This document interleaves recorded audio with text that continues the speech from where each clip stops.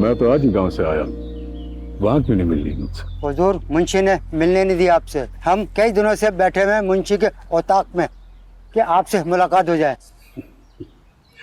इस मुंशी से मैं भी खासा तंग हूँ। अवाम और मेरे दरमियान फासला पैदा करने में सबसे बड़ा किरदार इस मुंशी का है। खैर, कैसे आना हुआ? हुजूर, एक अर्जी पेश करनी थी। हमारी 25 एकड़ ज़मीन आपकी ज़मीन के बराबर में, पानी का कोई ज़रिया नहीं।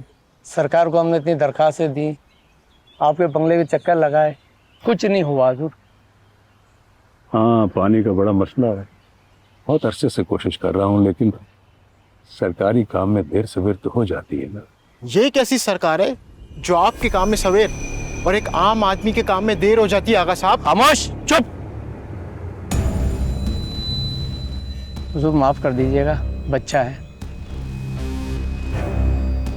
हम ये गुजारिश करना आए थे कि हम ज़मीन बेचना चाहते हैं और आपके इलाके में कोई दूसरा ज़मीन खरीद नहीं सकता। मुंशी 70,000 एकड़ से कहता है और बराबर के गांव में 7 लाख रुपए चल रहा है। अगर आप कीमत बढ़ा देंगे तो बड़ी मेहरबानी होगी आपकी।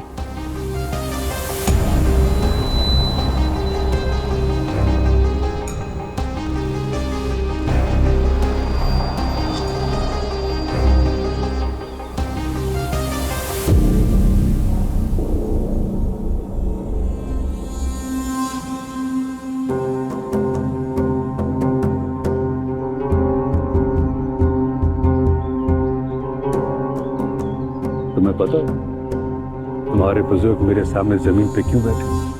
क्योंकि वो आपसे डरते हैं, इज्जत करते हैं मेरी। सहारा बनता हूं मैं इनका। तुम्हारे घर में जो अनाज आता है, उस इमदाद स्कीम में तुम्हारे खानदान का नाम मैंने लिखवाया। जब तुम्हारे बुजुर्ग किसी मुसीबत में होते हैं तो मैं खड़ा होता हूं उनके साथ।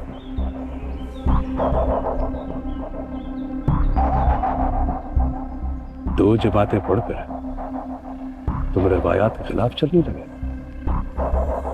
आगे बहुत तेज आंधी है, चक्कर है, और चक्करों में पांव जमीन पर रखने के लिए मजबूत कंधे चाहिए, और वो कंधे मेरे। पीछे आप लोग जाके मुंशी से मिल लो। हुजूर, बड़ी मेहरबानी आप समझा। कोई छुट्टी।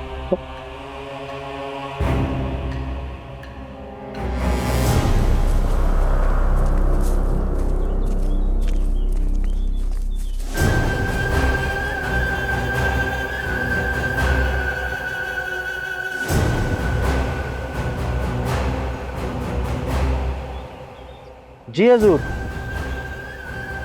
कितनी कीमत रखी अपने 25 एकड़ों की? हजूर 70,000।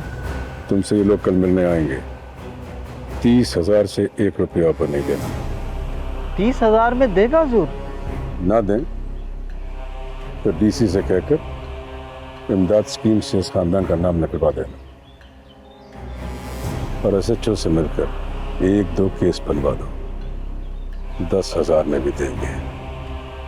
ये हरामखोर इमदाद स्कीम के पैसे पर बच्चे पढ़ा रहे हैं। जी हजूर, हो जाएगा।